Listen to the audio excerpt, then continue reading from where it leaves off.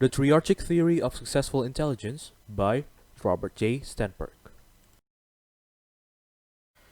Halo semua, kami dari kelompok 9 mata kuliah perilaku individu dan proses mental dengan anggota Salma Hairunisa, Bernadetta Hartika Wijikwati, Muhammad Fikri Haikal, Muhammad Jordi Firmansyah Tamami, dan Gregorius Putra Benartin. Kali ini kami akan membahas tentang Triarchic Theory of Successful Intelligence dari Robert J. Sternberg. So, without further ado, let's get right into it. Definisi. Teori ini berusaha menjelaskan hubungan antara intelijensi dengan dunia internal individu. Menjelaskan hubungan antara intelijensi dengan pengalaman atau perjalanan individu melalui kehidupannya. Menjelaskan hubungan antara intelijensi dengan dunia luar atau eksternal dari individu tersebut. Sternberg mendefinisikan successful intelligence sebagai penggunaan sebuah set yang terintegrasi pada kemampuan seseorang untuk mencapai kesuksesan dalam hidup, mengenali kekuatan yang dimiliki dan memanfaatkannya dengan sebaik mungkin, serta mengenali kelemahan yang dimiliki dan menemukan cara untuk memperbaiki atau mengimbanginya, memiliki kemampuan beradaptasi, membentuk, dan memilih lingkungan. Menemukan keseimbangan dalam penggunaan kemampuan analitis, kemampuan kreatif, dan kemampuan praktis. Tujuan dari teori ini untuk mencapai 3 kemampuan kognitif. Yang pertama yaitu kemampuan analitis, yang kedua kemampuan kreatif, dan yang ketiga kemampuan praktis.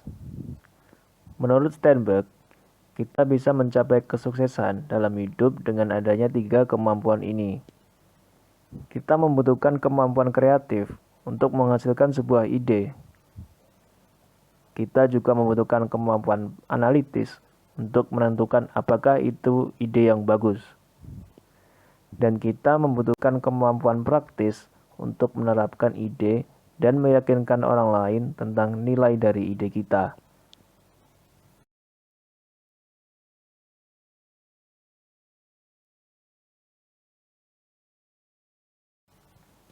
Teori dari Sternberg ini memiliki 3 komponen dasar. Yang pertama, komponen proses informasi. Yang kedua, komponen pengalaman. Dan yang ketiga, komponen kontekstual. Selanjutnya ada komponen proses informasi. Komponen proses informasi terbagi menjadi 3, meta components, performance components, dan knowledge acquisition components.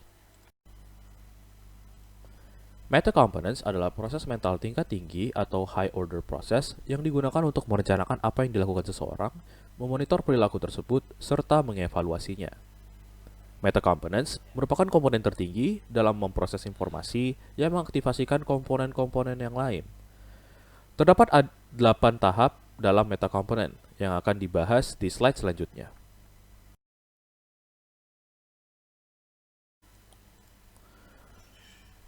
Berikut adalah 8 tahap meta components. Yang pertama, menyadari eksistensi dari masalah. Yang kedua, menentukan jenis atau sifat masalah atau nature masalah yang akan dihadapi. Yang ketiga, memilih serangkaian proses mental tingkat rendah untuk menyelesaikan masalah tersebut. Yang keempat, memilih strategi yang menggabungkan komponen-komponen di atas. Yang kelima, memilih representasi mental yang dapat digunakan untuk komponen dan strategi yang dipilih. Yang keenam, mengalokasikan sumber daya mental. Yang ketujuh, memonitor problem solving yang terjadi. Dan yang kedelapan, mengevaluasi problem solving yang sudah dilakukan. Tahap-tahap ini penting untuk dilakukan demi kelancaran proses pemecahan masalah. Tahap kedua misalnya, sebuah studi menjelaskan bahwa kemampuan seseorang dalam mengidentifikasi sifat alamiah dari suatu masalah adalah satu di antara indikator yang dapat membedakan antara orang yang memiliki fungsi kognitif yang normal dengan orang yang memiliki keterbelakangan secara mental. Hal ini juga berlaku pada tahap ketujuh. Memonitor pemecahan masalah terbukti dapat mengurangi error dalam pemecahan masalah itu sendiri.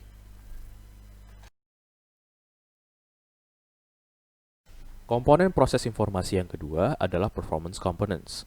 Performance components adalah proses tingkat rendah yang melaksanakan instruksi dari meta components. Komponen tingkat rendah ini kemudian yang mengeksekusi perintah dari meta components, lalu kemudian membentuknya menjadi suatu proses tingkat tinggi yang terintegrasi.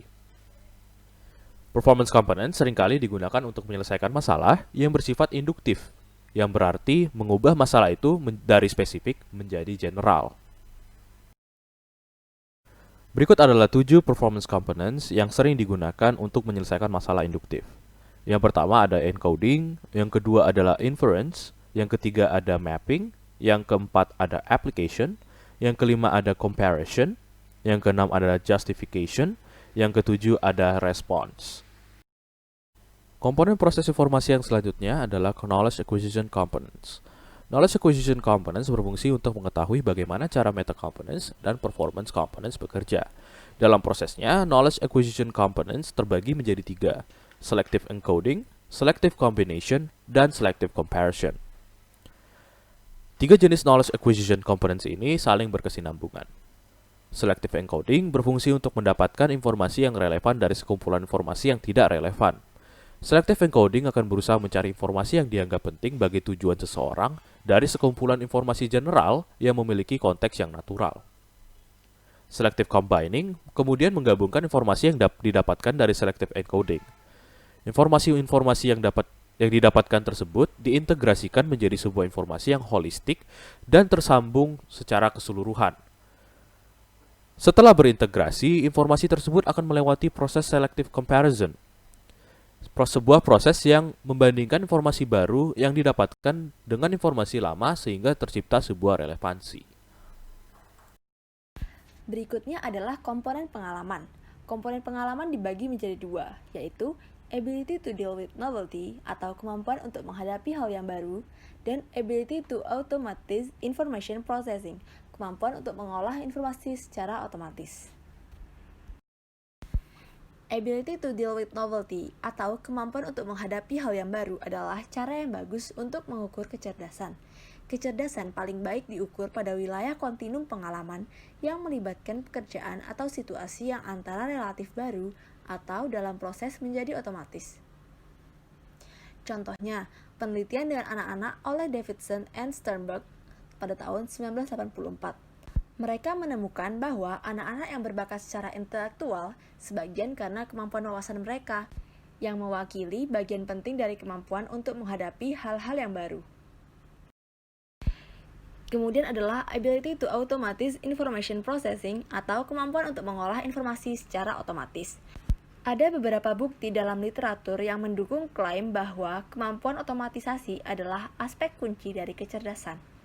Sternberg pada tahun 1977 menemukan bahwa korelasi antara kinerja analogi orang bagian atau gambar skema dan ukuran kecerdasan umum meningkat dengan praktik karena kinerja pada item ini menjadi semakin otomatis.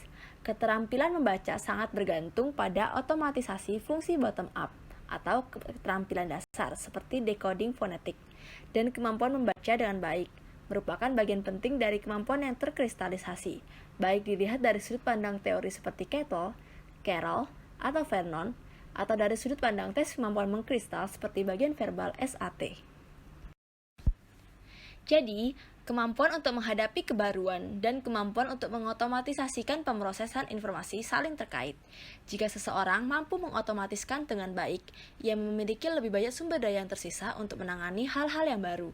Demikian pula, kebalikannya, jika seseorang mampu menangani kebaruan, ia memiliki lebih banyak sumber daya yang tersisa untuk mengotomatisasikan informasi tersebut. Dengan demikian, kinerja pada berbagai tingkat kontinum pengalaman terkait satu sama lain. Yang ketiga ada komponen kontekstual, yaitu adaptasi, pembentukan lingkungan, dan pemilihan lingkungan. Yang pertama ada adaptasi. Sebagian besar kecerdasan digunakan sebagai upaya untuk beradaptasi dengan lingkungan. Syarat adaptasi tiap lingkungan dapat sangat berbeda. Meskipun semuanya melibatkan pembaruan dalam proses informasi, instansiasi yang diambil dari proses dan tingkat pengalaman mungkin berbeda secara substansial. Lingkungan kontekstual yang berbeda dapat mengakibatkan perkembangan kemampuan mental yang berbeda. Misalnya, anak-anak aborigin Australia mungkin mengembangkan ingatan visual spasial ke tingkat yang lebih lanjut. Hal ini disebabkan oleh semakin besar kebutuhan anak-anak aborigin untuk menggunakan keterampilan spasial dalam kehidupan sehari-hari mereka. Kecerdasan harus dipahami tidak hanya dalam kaitannya dengan manifestasi internalnya dalam hal proses mental dan manifestasi pengalamannya dalam hal segi kontinum pengalaman, tetapi juga dalam hal bagaimana pikiran secara cerdas diterjemahkan ke dalam tindakan dalam berbagai pengaturan konstekstual yang berbeda. Yang berikutnya ada shaping atau pembentukan lingkungan. Jika seseorang tidak dapat mengubah diri sendiri agar sesuai dengan lingkungan, seseorang dapat mencoba mengubah lingkungan agar sesuai dengan dirinya sendiri. Daripada membuat lingkungan yang memperbaiki dirinya sendiri, manusia lebih cenderung memilih untuk memperbaiki lingkungannya. Keterampilan inilah yang memungkinkan umat manusia mencapai tingkat kemajuan ilmu pengetahuan, teknologi, dan budaya saat ini. Dalam sains sendiri, ilmuwan terhebat adalah mereka yang dapat mengatur paradigma, bukan mereka yang hanya mengikutinya. Yang terakhir ada selection atau pemilihan lingkungan. Seleksi melibatkan penolakan satu lingkungan demi lingkungan lain. Seleksi kadang-kadang digunakan ketika adaptasi dan pembentukan gagal, tetapi seleksi tidak selalu digunakan sebagai pilihan terakhir. Seseorang mungkin langsung memutuskan bahwa suatu lingkungan salah dan merasa bahwa ia tidak perlu atau bahkan tidak boleh mencoba menyesuaikan diri atau mengubahnya. Adaptasi, pembentukan, dan seleksi adalah fungsi dari kecerdasan karena beroperasi dalam konteks. Ketiga hal tersebut mungkin digunakan secara hierarki dengan satu jalur diikuti ketika jalur lain gagal. Melalui adaptasi, pembentukan, dan seleksi komponen-komponen kecerdasan, seperti yang digunakan pada berbagai tingkat pengalaman, diaktualisasikan di dunia nyata. Pada bagian ini, harus dipastikan bahwa metode aktualisasi dapat sangat berbeda di seluruh individu dan kelompok, sehingga kecerdasan tidak dapat dipahami secara independen dari cara-cara di mana kecerdasan itu terwujud. Yang keempat, Instructional Interventions Based on the Theory, yaitu studi eksperimental yang dilakukan dengan mengajarkan komponen dekontekstualisasi. Ada 3 kelompok yang dibagi sesuai dengan 3 jenis instruksi yang diberikan berdasarkan teori. Yang pertama, ada subteori pengalaman, yaitu merupakan dasar untuk program yang berhasil mengajarkan keterampilan wawasan atau pengkodean selektif, kombinasi selektif, dan perbandingan selektif untuk anak-anak berusia 9-11 tahun.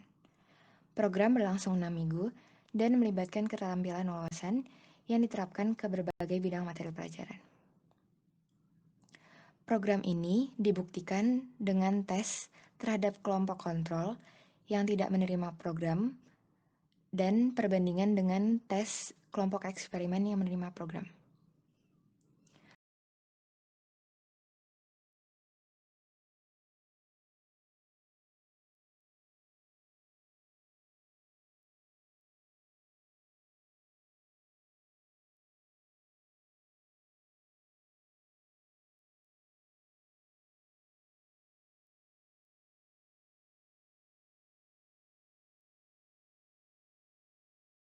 Yang kedua, ada subteori kontekstual, berfungsi sebagai dasar untuk program yang disebut kecerdasan praktis untuk sekolah, yang dikembangkan dengan tim peneliti dari Harvard. Tujuan dari program ini adalah untuk mengajarkan keterampilan intelektual praktis kepada anak-anak kira-kira berusia 9-11 tahun di bidang membaca, menulis, pekerjaan rumah, dan pengambilan tes. Program ini sepenuhnya dimasukkan ke dalam kurikulum yang ada. Program tersebut telah terbukti meningkatkan keterampilan praktis, seperti mereka yang terlibat dalam mengerjakan pekerjaan rumah, mengikuti tes, atau menulis makalah, serta prestasi sekolah. Yang ketiga atau yang terakhir adalah subteori kecerdasan. Subteori kecerdasan mengeksplorasi pertanyaan tentang apakah pendidikan konvensional di sekolah mendiskriminasi anak secara sistematis dengan kekuatan kreatif dan praktis. Motivasi penelitian ini adalah keyakinan bahwa sistem di sebagian besar sekolah cenderung sangat menyukai anak-anak dengan kekuatan dalam memori dan kemampuan analitis. Dalam hasil penelitiannya, seperti yang diharapkan, Siswa dalam kecerdasan yang sukses atau dalam analitis, kreatif, dan praktis tinggi, kondisinya mengungguli siswa lain dalam hal penilaian kinerja.